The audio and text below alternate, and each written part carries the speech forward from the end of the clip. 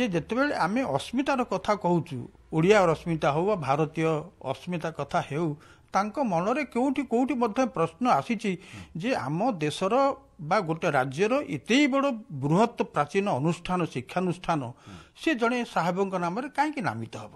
ଇଏ ଗୋଟେ ମନ ଭିତରେ ଗୋଟେ ତାଙ୍କର ଗୋଟେ ଦୁର୍ବଳ ମୁହୂର୍ତ୍ତରେ ଏମିତି ଗୋଟେ ଭାବନା ଆସିଛି।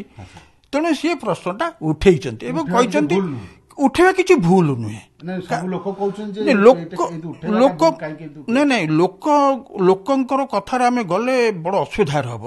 କାହିଁକି ନା ବର୍ତ୍ତମାନ ଭାରତ ବର୍ଷରେ ଯେଉଁ ଦଳ ଶାସନରେ ଅଛନ୍ତି ତାଙ୍କୁ ବିରୋଧ କରିବା ପାଇଁ ଦଳେ ରାଜନୈତିକ ଲୋକ ଗୋଟେ ହୁଏତ ଗୋଟେ ଗୋଷ୍ଠୀ କରୁଛନ୍ତି। କିନ୍ତୁ ଏଟା ରାଜନୈତିକ ଦୃଷ୍ଟିରୁ ସେମାନେ ବିଚାର କରୁଛନ୍ତି। ଆମେ ରାଜନୈତିକ ଦୃଷ୍ଟିରୁ ବିଚାର ନ କରି ଆମେ ଇତିହାସ, ସମାଜ, ସଂସ୍କୃତି ଓ ଶିକ୍ଷା ଏ ଚାରିଟା ଦିଗରୁ ଯଦି ବିଚାର କରିବା ଆମେ ଠିକ୍ ବାଟକୁ ଯିବା। ତେଣୁ ଯାହା ମାନ୍ୟବର ମନ୍ତ୍ରୀ କହିଛନ୍ତି ତାକୁ ଆମେ ସମ୍ପୂର୍ଣ୍ଣ ଉପେକ୍ଷା କରିବା ନାହିଁ, କିନ୍ତୁ ତାଙ୍କରି ପ୍ରଶ୍ନରେ ଆମେ ତାଙ୍କୁ ପଚାରିବା ଯେ ଆପଣ ତ ବହୁଦିନ ଧରିକି କେନ୍ଦ୍ରରେ ମନ୍ତ୍ରୀ ଅଛନ୍ତି, ଆପଣ ଶିକ୍ଷାର ବିକାଶ କଥା ଭାରତ ବର୍ଷରେ କହୁଛନ୍ତି ଏବଂ ସବୁବେଳେ କହୁଛନ୍ତି ଆମର ଭିତ୍ତିଭୂମିର ବିକାଶ ଦରକାର। ଓଡ଼ିଶାରେ ବା ରେଭେନ୍ସା କଲେଜରେ ସେ କେତେ ଭିତ୍ତିଭୂମିର ବିକାଶ କରିଛନ୍ତି। ରେଭେନ୍ସାକୁ ନେଇ ଅତୀତରେ ଯେଉଁ ଓଡ଼ିଆମାନେ ସ୍ୱପ୍ନ ଦେଖୁଥିଲେ ଏବଂ ନିଜେ ମାନେ ମନ୍ତ୍ରୀ ମହୋଦୟ ଏଠି ପଢ଼ିଲା ବେଳେ ସ୍ୱପ୍ନ ଦେଖିଥିବେ, କିନ୍ତୁ ତାଙ୍କ କାନ୍ଧରେ ଯେତେବେଳେ ଜୁଆଡ଼ି ପଡ଼ିଛି ସେ କାହିଁକି ପୁରୁଣା ସ୍ୱପ୍ନକୁ ଭୁଲିଗଲେ। ଆମେ ଏ ପ୍ରକାର ପ୍ରଶ୍ନ ତାଙ୍କୁ ପଚାରିବୁ। ତାଙ୍କ ଉପରେ ଆମର ଅଧିକାର ଅଛି। ଆମେ ଅନ୍ୟ କାହା ଉପରେ ଅଧିକାର ମୋଦିଙ୍କ ଉପରେ ସେତେ ଆମେ ଭରସା ଦେଇପାରିବୁ ନାହିଁ। ତେବେ ମାନ୍ୟବର ମନ୍ତ୍ରୀ ଯାହା କହୁଛନ୍ତି ତାକୁ ଆମେ ବିଚାର ବିମର୍ଶ କରିବାର କଥା। ଆଲୋଚନା ହଉ, ସେ ତ ନିଜେ ଏଟାକୁ ଆହ୍ୱାନ କରିଛନ୍ତି। ଯଦି ସେ ଆହ୍ୱାନ କରିନଥାନ୍ତେ ସେ ତ କହିଥାନ୍ତେ ମୁଁ ଅର୍ଡର ଦଉଛି, ମୁଁ ନିର୍ଦ୍ଦେଶ ଦଉଛି ଏଇଟା ହଉ ବୋଲିକିରି। ତେଣୁ ସେସବୁ କଥାକୁ ଆମେ ରାଜନୈତିକ ଦୃଷ୍ଟିରୁ ବିଚାର କରିବା ଉଚିତ ହେବ ନାହିଁ। କିନ୍ତୁ ଆମକୁ ଏ ଗୋଟିଏ କଥା ଚିନ୍ତା କରିବାକୁ ପଡ଼ିବ ଯେ ଯଦି କେବେ କେହି ଏବେ ହେଉ ବା ଭବିଷ୍ୟତରେ ହେଉ ରେଭେନ୍ସା କଲେଜର ନାମ ପରିବର୍ତ୍ତନ କରିବା ପାଇଁ ଚିନ୍ତା କରନ୍ତି, ସେଇଟା ବହୁ ଭୁଲ ହେବ ଏବଂ ଓଡ଼ିଶା ପାଇଁ ବା ଓଡ଼ିଆମାନଙ୍କ ପାଇଁ ଘାତକ ତୁଲ୍ୟ ହେବ। କାରଣ ଆମେ ଇତିହାସକୁ ଫେରିଲେ ଦେଖିବା ଆମେ କାହିଁକି ରେଭେନ୍ସାଙ୍କୁ ମାନେ ତାଙ୍କ ନାଁଟିକୁ ବଦଳାଇବା ପାଇଁ କହୁଛୁ ନା ତାଙ୍କ ସହିତ ଗୋଟିଏ କଳଙ୍କ ଯୋଡ଼ି ହେଇଯାଇଛି ନଅଙ୍କ ଦୁର୍ଭିକ୍ଷ। ଯେଉଁ ଦୁର୍ଭିକ୍ଷରେ ଲକ୍ଷ ଲକ୍ଷ ଓଡ଼ିଆ ମରିଗଲେ ଏବଂ ଦୋଷ ଦିଆଗଲା ସେତେବେଳେ ରେଭେନ୍ସା ସାହେବ ଥିଲେ କମିଶନର। ତେଣୁ ସିଏ ଏଗୁଡ଼ିକୁ ଧ୍ୟାନ ଦେଲେ ନାହିଁ। ଆମକୁ ଯେଉଁ ଇତିହାସ କୁହାଯାଇଛି ଇଏ ବଙ୍ଗାଳୀମାନଙ୍କ ଦ୍ୱାରା ପ୍ରାୟୋଜିତ ତଥ୍ୟ। ଆମେ ଜାଣିଛେ ଯେ ସେତେବେଳେ ଭାରତର ଭିନ୍ନ ସ୍ଥାନରେ ଆମେ ସେ କଥାକୁ ଭୁଲିଯିବା ଓଡ଼ିଶାରେ କିଏ ଶାସନ କରୁଥିଲେ। ମୁଖ୍ୟତଃ କର୍ମଚାରୀ ସରକାରୀ କର୍ମଚାରୀ କିଏ ଥିଲେ ବଙ୍ଗାଳୀମାନେ। କାରଣ ଓଡ଼ିଆମାନଙ୍କର ଶିକ୍ଷାଗତ ଯୋଗ୍ୟତା ବା ଅନ୍ୟାନ୍ୟ କୌଣସି ଆବଶ୍ୟକତା ସରକାରୀ କଳକୁ ଚଳାଇବା ପାଇଁ ଯେଉଁ ଆବଶ୍ୟକତା କେତେ ଥିଲା ଆମେ ସେ କଥା ବିଚାର କରିବା ନାହିଁ। ଓଡ଼ିଆମାନେ କ'ଣ ଏତେ ମୂର୍ଖ ଥିଲେ ସେ କଥା ନୁହେଁ, କିନ୍ତୁ ସେ ସୁଯୋଗ ଓଡ଼ିଆମାନଙ୍କ ପାଇଁ ନଥିଲା। ଯେହେତୁ କଲିକତା ଥିଲା ଶାସନ କେନ୍ଦ୍ର ଏବଂ ଶାସନ କେନ୍ଦ୍ରରେ ମୁଖ୍ୟ ଇଂରେଜୀ ଲୋକମାନେ ରହୁଥିଲେ, ସେମାନେ ସିଆଡ଼ୁ ଯେତେବେଳେ ଧରିକିରି ଆସୁଥିଲେ ସେ ତାଙ୍କ ସେନାନୀ ପରି, ତେଣୁ ଯେତିକ ମାନେ ଅମଲା ଛୋଟ କାଟର ଅମଲା ସେମାନେ ସମସ୍ତେ ବଙ୍ଗଳା ହେବି ସ୍ୱାଭାବିକ କଥା। ତେଣୁ ବଙ୍ଗାଳୀମାନେ ଓଡ଼ିଶାରେ ବେଶୀ ମାନେ ରହିଯାଇଛନ୍ତି, ସ୍ଥାୟୀ ଅଧିବାସୀ ହେଇଯାଇଛନ୍ତି। କାହିଁକି? ତାର ଇତିହାସଟି ଏଇଠି ଅଛି। ତେଣୁ ବଙ୍ଗାଳୀମାନଙ୍କର ମୁଁ କହିବି ନାହିଁ ଓଡ଼ିଆମାନଙ୍କ ପ୍ରତି ସେମାନଙ୍କର ଗୋଟେ ଆକ୍ରୋଶ ମନୋଭାବ ବା ନିର୍ଦ୍ଦୟ ମନୋଭାବ ଶାସନରେ ସେମିତି ହୁଏ। ଏବେ କ'ଣ ଆମେ ଦେଖୁଛେ କେତେ ଶାସନରେ ସ୍ୱଚ୍ଛତା ଅଛି। ସେତେବେଳେ କ'ଣ ସେମାନେ ତାଙ୍କୁ ଭୁଲ ତଥ୍ୟ ଦେଇଥିଲେ? ଆମ ଗୋଟେ ଇତିହାସ ହେଉଛି ସେମାନେ ଠିକ ରେଭେନ୍ସା ସାହେବଙ୍କୁ ତଥ୍ୟ ଦେଇନାହାନ୍ତି। ତଥ୍ୟ ଦେଇନାହାନ୍ତି କ'ଣ ନା ଓଡ଼ିଶାରେ ପ୍ରକୃତରେ ମରୁଡ଼ି ପଡ଼ୁଛି କି ନାହିଁ, ଲୋକ ଅନାହାରରେ ଚଳୁଛନ୍ତି, ଅନାହାର କ୍ଳିଷ୍ଟ, ଏଇ କଥା ଦେଇନାହାନ୍ତି।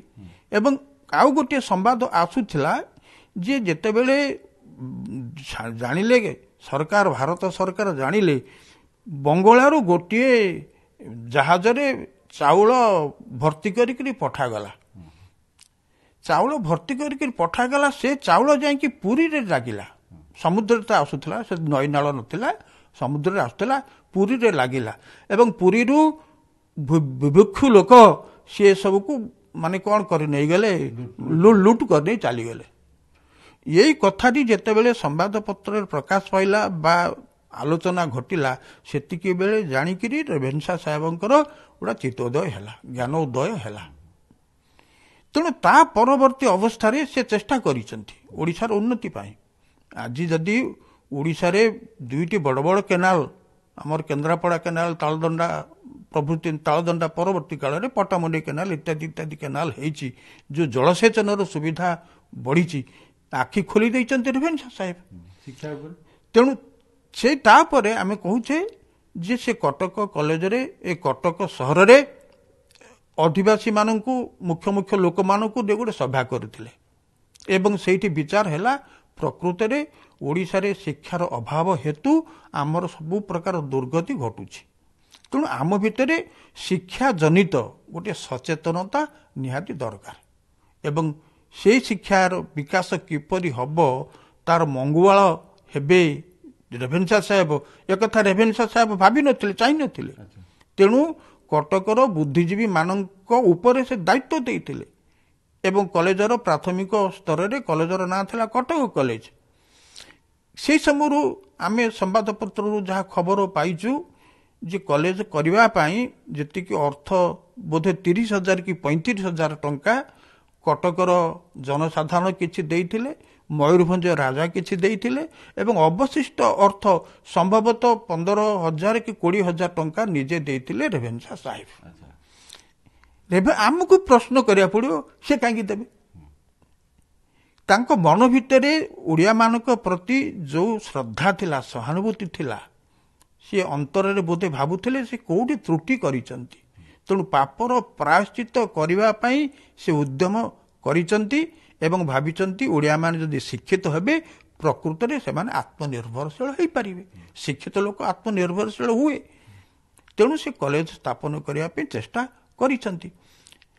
ତେଣୁ ଏହାକୁ ଆମେ ଯଦି ଇତିହାସ ଦୃଷ୍ଟିରୁ ବିଚାର କରିବା, ତାତ୍କାଳିକ ଆବଶ୍ୟକତା ଦୃଷ୍ଟିରୁ ବିଚାର କରିବା, ଆମେ ଦେଖିବା ପ୍ରକୃତରେ ରେଭେନ୍ସା ସାହେବ ଓଡ଼ିଶାର ଜ୍ଞାନୋଦୟର ଗୋଟେ ଅଗ୍ରଦୂତ।